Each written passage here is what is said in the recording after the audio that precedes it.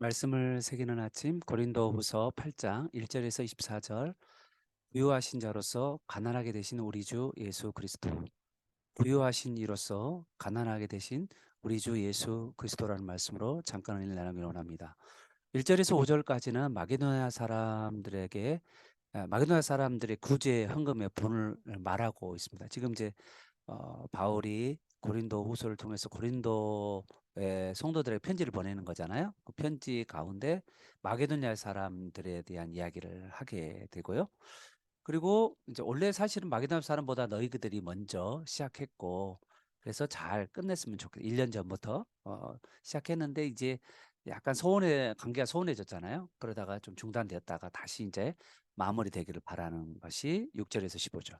그리고 이제 16절에서 24절 가운데는 이제 고린도 성도들에게 디도와 또 두 형제들을 보내서 지금 이제 구제금을 받으러 가는 거거든요. 고린도 교회가 모아놓은 구제금을 받으러 가는 가운데 너희의 사랑과 너희에 대한 우리의 자랑의 증거를 보이라라고 말씀하고 있습니다. 자, 우리 이제 한번 지도를 한번 볼까요? 8장을 보면 여러분, 이 8장은 에베소 교회가 어려움이 겪게 되는 거죠. 이 에베소 교회가 여러 번의 이제 흉년과 기근 이런 것들이 왔어요. 그래서 뭐 사도행전 13장에도 그렇고 지금도 마찬가지고 여러 번 있었던 것 같아요. 어려움이 고린도 이제 아니 예루살렘 교회. 예루살렘 교회가 제일 아시죠? 우리 오른쪽 제일 밑에 보면 유대 예루살렘에 있잖아. 거기에 있는 교회, 모교회라고 할 수 있고 마가의 다락방이 여기에 있고 성령 강림하였던 곳인데 지금 어려움에 처해 있었어요. 그 어려움을 겪게 된 이유는 뭐겠습니까? 뭐 기근도 있었고요. 또 유대인들 이제 우리 여기 있는 사람들이 예수를 믿는 사람들이 유대인이지만 예수를 믿는 사람이지만 여전히 구약을 믿고 있는 유대인들에게 배척당하기도 하고 또 모교 역할을 하다 보니까 많은 비용도 지출하다 보니까 또 어려움이 있을 수도 있고 다양한 어려움들이 그에게 있었던 것 같아요. 그래서 다른 교회들이 이제 이 모교를 이제 여러 차례 도왔던 것으로 보입니다. 특별하게 여러분 마게도냐 이제 교회 마게도냐는 잘 아시다시피 그리스 위쪽이가 마게도냐 지역인데 거기 있는 교회들이 돈을 모아 큰 구제금을 모았어요. 이제 이들이 왜 이렇게 했냐면 사실은 마게도냐 교회보다 먼저 고린도 교회가 돈을 모았어요. 그 이야기를 듣고 마게도냐 사람들이 이제 교인들이 헌금을 한 거예요. 그런데 이제 바울과 사이가 안 좋아지면서 하다 말았다는 이야기가 10절에서 11절까지가 나오게 됩니다. 그래서 이제 바울이 우선은 마게도냐 사람들의 구제 헌금의 본을 말하면서 이 고린도 교회가 풍성한 연보를 헌금을 구제 헌금을 목적 헌금을 이제 드렸으면 좋겠다라고 지금 말하고 있는 거죠. 사실 그런데 이 마게도냐 지역에 있는 교회에서도 2절에 보시면 많은 환난과 극한 가난이 있었어요. 이거 마게도냐도 어려움 이게 예수를 믿는다는 게 쉽지 않았고 또 거기 안에 또 가난이 마게도냐에 있었음에도 불구하고 어떻게 보면 그러한 모습들이 끝이 보이지 않는 힘든 상황이잖아요. 이런 일이 찾아올 때 우리는 대부분 어떻습니까? 많이 근심하게 되잖아요. 그런데 마게도냐 사람들은 2절에 보니까 넘치는 기쁨으로 살았던 거죠. 왜 마게도냐 교회는 많은 이런 환난과 극심한 가난 가운데서 넘치는 기쁨을 가지게 되었을까? 이건 사람의 의지로 되는 건 아니에요. 그거는 9절에 오늘 말씀에 보면 우리 주 예수 그리스도의 은혜에서 나온 것입니다. 세상 사람들은 환난이 찾아올 때 근심하게 되는데 진짜 성도들은 많은 환난이 와도 긍정적이고 따뜻하고 또 그리고 기쁨이 있는 거예요. 왜 그렇습니까? 우리 주 예수 그리스도의 은혜가 있으니까. 주님의 은혜가 있으니까. 주님께서 부유한 자로서 우리를 위해 가난해 주신 것을 생각해 보니 너무나도 감사한 거죠. 그래서 환난 중에서도 기뻐할 수가 있는 것입니다. 우리 교회도 이제 자기가 좀 아플 때 예수님의 십자가를 생각해 보면 나의 아픈 것은 아무것도 아니다. 그렇게 말씀하시는 분도 계시더라고요. 얼마나 믿음의 말씀이에요. 이렇게 하나님의 이제 이 말씀을 가지고 이 삶을 적용해 가는 거잖아요. 이들도 많은 환난과 기쁨, 환난이 있었고 가난함이 있었지만 은혜를 생각한 거야. 십자가 은혜를 생각하니 다시 그 환난 중에서 기뻐할 수 있었다는 것입니다. 그러면 우리도 마찬가지죠. 우리가 기뻐하지 못하는 이유는 상황 때문이 아니다라는 것을 알게 됩니다. 우리가 기뻐하지 못하는 것은 우리 주 예수 그리스도의 십자가 은혜를 잃어버렸기 때문이다라고 말할 수 있는 거죠. 주님께서 부유하시지만 모든 것을 우리를 위해서 가난해지셨던 그 모습을 생각하며 우리를 부욕해 하시는 그 예수님을 우리가 놓쳐버렸기 때문에 우리가 기쁨을 잃어버리게 된다는 것이죠. 3 절에 보면요. 마게도냐 교회들은 힘이 지나도록 자원했다는 거죠. 4 절에 보면 이 은혜와 성도 섬기는 일에, 이 은혜란 말은 헌금하는 일이에요. 헌금하는 일에 또 성도를 섬기는 일에 참여함에 있어서 우리에게 간절히 구하고 있어요. 오늘 제가 제목은 아 여러분에게 부유하신 이로써 가난하게 되신 예수 그리스도라고 말하고 있지만 거기 안에 마게도냐가 가지고 있는 간절함, 또 그리고 바울이 사람들을 이렇게 보낼 때 그 사역자들이 가지고 있는 간절함, 이게 절묘하게 이제 예수님의 성품을 좀 닮아가는 모습들을 보게 되는 거죠. 5 절에 보니까 이 마게도냐 사람들은 자신이 이 헌금, 은혜로운 연보를 이렇게 베푸는 데 있어서 그들은요, 먼저 하나님께 자기 자신을, 주님께 자기 자신을 드리고 그리고 바울에 드렸다라고 이야기합니다. 우리는 우리가 드릴 때 이 물질이 어떤 사람에게 드리는 것으로 생각하는 경우가 참 많은데 어 이 마게도냐 사람들은 이제 하나님께 드린다는 사실을 분명하게 인식하고 드렸다는 것이죠. 오늘날 우리에게도 마찬가지입니다. 저는 이제 우리 신앙인들이 어떻게 이 돈을 사용하는지에 대한 고민이죠. 많은 사람들, 세상 사람들은요. 어떻게 이제 부자가 되냐면 저축을 많이 해야 부자가 된다. 맞죠? 그 말이 틀린 이야기는 아니죠. 그런데 성경에서는 돈을 많이 가지고 있는 자가 부자라고 말하지 않아요. 성경의 용어, 성경에서의 영적인 원리는 뭐냐면 얼마나 돈을 많이 사용하느냐, 다른 사람을 위해 돈을 쓸 수 있냐라는 거죠. 잘 생각해 보면 여러분, 이 저축하는 것도 언젠가는 누가 쓰는 거죠. 그죠? 또 그런데 여러분, 우리가 가난한 중에서도 내가 얼마 가지고 있지 않지만 그런 것들을 다른 사람에게 우리가 나눌 수 있잖아요. 베풀 수 있잖아요. 어떤 사람은 저축하고 어떤 사람은 베푸는데 그런데 언젠가는 저축하는 사람도 돈은 쓸 거예요. 그렇죠? 마찬가지입니다. 그런 거 보면 우리가 이 천국에 올라가서 인제 "너가 어떻게 살았냐?"라고 말할 때 진정한 부자라는 뭐냐라고 하면 이 땅에서 돈을 많이 모은 사람이 부자냐? 그게 아니잖아요. 천국에서는 뭐냐면 얼마나 하나님이 주신 돈을 너가 얼마나 좋은 일에 하나님이 뜻대로 그 물질을 사용했느냐라는 것이 진정한 영적인 부자인 거죠. 그래서 천국에서도 예수님도 뭐냐면 이 땅에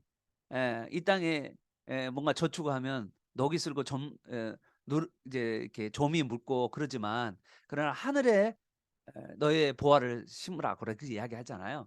그런 말은 뭐냐면 하늘에다 쓴다는 뭐 우리가 하늘에 쓴다는 게 뭐지, 저축한다는 게 뭔 말일까라고 생각할 때 그거는 다른 사람을 위해서 자기가 자신의 물질을 사용하는 것을 말하는 거죠. 오늘 마게도냐 사람들은 그렇게 가난한 가운데서 극심 환난 가운데서도 다른 사람들에게 물질을 썼던 것처럼 우리도 우리가 가지고 있는 것을 움켜쥐는 것보다 나누고 베푸는 삶을 통하여서 아 하늘의 보화를 쌓는 저와 여러분 되시기를 축복합니다. 6 절에서 15 절에 보면 "너희가 먼저 시작했지 않느냐." 고린도 교회에 이야기하는 거예요. 마게도냐가 지금 이제 분발해 가지고 더 인제 먼저 빨리 돈을 이제 모았다는 거죠. 그래서 이제 "너희들이 시작했으니까 잘 이제 마무리했으면 좋겠다."라고 말하고 있는 것입니다. 7 절에 보니까 고린도 교회가 사실은 은사도 많고 재능도 풍성하고 사실 물질도 많은데요. 작지는 않은 데인데 너희가 인제 은혜를 베푼다는 말, 은혜는 헌금이에요. "헌금을 풍성하게 해라."라고 말하고 있는 거죠. 왜 구제를 해야 되냐? 이거는 9 절에 보면 사랑이죠, 사랑. 말로만 한 것이 아니라 '저 사람 불쌍하다.' 뭐 이렇게 한 게 아니라 진짜 실질적으로 도와주는 것이 바로 사랑이죠. 어. 9절에 보면 예수님이 바로 그런 사랑을 베푸셨죠. 예수님 우리를 불쌍하다라만 여기지 아니하시고 예수님 직접 우리에게 내려오시고 또 예수님이 가난해 주심으로 우리를 부유하게 하셨다는 것입니다. 어, 우리가 살아가는 가운데 어, 세상 사람들은 자기가 잘 살기 위해서 살아가지만 우리의 삶은 예수님이 부유한 자이지만 가난하셨던 것처럼 가난하셔서 우리를 부유케 하셨던 것처럼 우리가 또 남을 부유케 우리도 예수로 말미암아서 영적인 부유함을 갖게 된 자로서 영적인 충만함을 가진 자로서 이제는 가난한 사람들을 영적으로 무지하는 사람들에게 베푸면서 하나님의 사랑을 보여주는 그래서 남을 잘되게 하는 삶을 살아가는 것 이것이 바로 예수님을 닮아가는 삶이라는 것이죠. 마게도냐도 그렇고 고린도 교회도 그렇고 그리고 예수를 모두 다른 사람들이 다 남을 잘 살도록 우리가 도와주는 그 삶을 살아가는 거. 그래서 그들을 부유케 하는 삶을 살아가야 한다는 거죠. 우리가 헌금하는 이유도 그런 거예요. 다른 사람을 내 것으로서 내가 내 물질 내 것이다라고 생각하고 이렇게 내가 쥐고 있는 게 아니라 그걸 헌금함으로써 다른 사람을 섬기고 베풀면서 세워가는 그런 일들을 하는 것입니다. 우리가 그러면 어떻게 다른 사람을 이렇게 잘되게 할 수 있을까라고 할 때 12절부터입니다. 자원에서 자원에서 하는 건데요. 여러분 생각해 보십시오. 이제 빚을 지어가면서 하나님을 기쁘시게 할까? 그건 아니에요. 여러분 뭐 카드를 그어 가지고 헌금 내라 그런 이야기 아닙니다. 여러분 가지고 있는 것들을 나누는 거라라고 이야기하는 것이죠. 13절에 보면 다른 사람의 필요를 채우면서 다른 사람이 잘 살도록 하기 위해서 내가 거지가 된다. 그건 아니에요. 우리가 하나님이 주신 것을 우리가 나누는 것이니까 같이. 뭐 이제 너는 못 살아도 되고 다른 사람은 잘 살아야 된다. 그런 개념이 아니라는 걸 알 수가 있습니다. 14절에서는 서로 이렇게 돌보면서 우리는 가족이니까 돌보고 15절에서는 모아둔 재정으로 사는 것이 아니라 사실은 하나님이 은밀히 공급하는 것으로 우리는 살아가는 거죠. 하늘 양식을 공급받으면서 우리가 가난한 중에 어려움 중에서 하나님 앞에 간구할 때 하나님의 능력으로 하나님의 하늘 창고를 열어주시는 그 하나님의 은혜로 살아가는 것이죠. 그 대표적인 예로 15절에 보면 이제 우리가 이스라엘 백성이 40년 광야 가운데 광야에 무슨 먹을 것이 있겠어요? 그게 저축할 게 어디 있겠어요? 하늘에서 만나를 내려 주시고 또 메추라기를 주셔서 거기 있는 사람들이 모자람도 남지도 않은 그런 삶의 원리를 배웠잖아요. 이게 이제 균등의 원리예요. 부족하지 않고 부족한 사람을 채워주면서 채워지는 부족한 사람이 채워짐으로 말미암아서 그들과 우리가 균등해지면서 함께 살아가는 어, 이게 하나님의 은혜를 공급받은 사람들의 모습이다라고 말하고 있는 것입니다. 오늘 우리도 우리가 가지고 있는 것들을 나누면서 우리가 하늘 자원을 공급받으면서 살아가는 저와 여러분 되시기를 바랍니다. 여러분 베풀수록 하나님이 채워주시는 은혜를 반드시 여러분 경험하게 될 거예요. 모두가 다 믿음의 사람들의 하나 같은 고백이 바로 베풀며 나누면서 하나님이 공급하시는 은혜를 누리게 된다라는 것이죠. 이제 고린도 교회에게도 이렇게 당부를 했고요. 마게도냐는 이미 그렇게 또 잘해 왔고. 그래서 이제 마게도냐에 이제 디도 분이 오셔서 디도 목사님이 오셔 가지고 바울에게 고린도 이야기를 해서 이제 먼저 고린도 후서 편지를 들고 이 디도 목사님과 두 형제가 16절에서 24절까지 이제 가게 되는데 먼저 보내는 거죠. 그러면서 바울은 너희의 사랑과 너희에 대한 우리의 자랑의 증거를 보이라라고 말하고 있는 것입니다. 바울은 이 고린도 교회가 이 드릴 헌금 있잖아요. 이제 이거는 정말 어려운 형편에 있는 예루살렘 교회를 위해 드리는 헌금이잖아요. 그걸 수령하는 데 있어서 아주 조심스럽게 하고 있는 것을 보게 돼요. 그리고 또 어떤 사람들을 보내냐면 아주 간절한 사람들, 충성된 사람들, 그런 사람들 세 사람을 추천합니다. 첫 번째가 누구냐면 디도입니다. 디도는 뭐 이제 고린도 교회에 갔던 사람이기도 하고 고린도 교회에서 사실은 그 정말 어지러웠던 고린도 교회를 평정해 줬던 정말 너무나도 대단한 사람이죠. 하나님께서 이 디도 목사님에게 능력을 베풀어 주신 거죠. 16절에 보니까 너희를 위한 간절함을 디도의 마음에 너희를 위한 간절함을 디도 마음에 좀 부어줬다 하나님께서.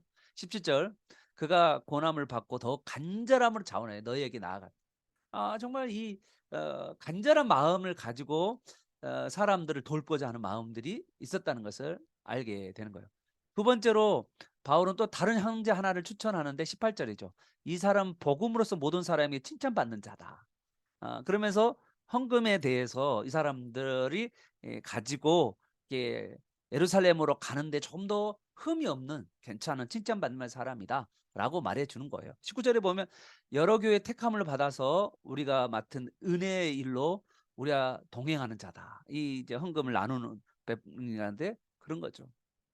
어 여러분 바울이 이 사람을 보내는 20절 이유죠. "우리가 맡은 거액의 연보에 대해서 아무도 우리를 비방하지 못하게 하기 위해서다."라고 이야기하면서 바울은 나쁜 사람들의 비난의 기회를 주지 않으려고 하는 거예요.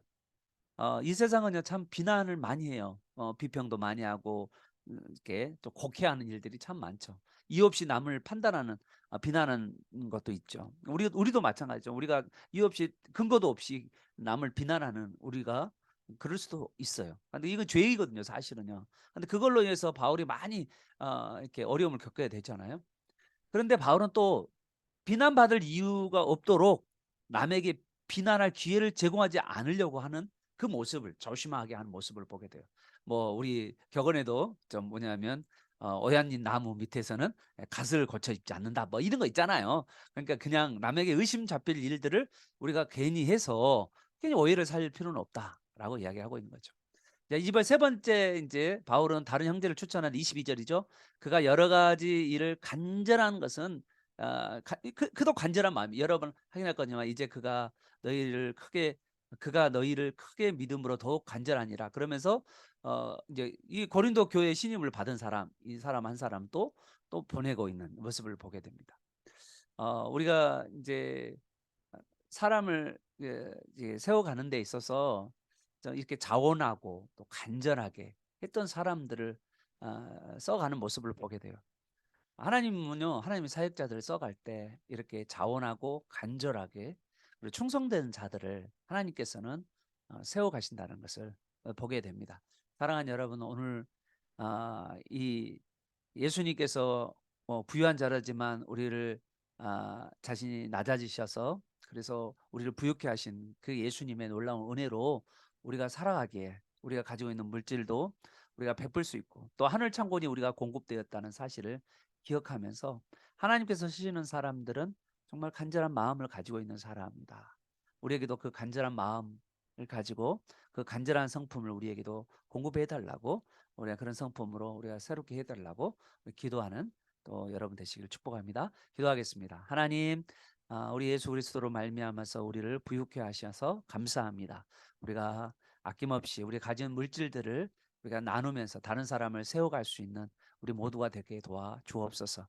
하나님께서 쓰신 사람들은 간절한 사람, 자원한 사람입니다.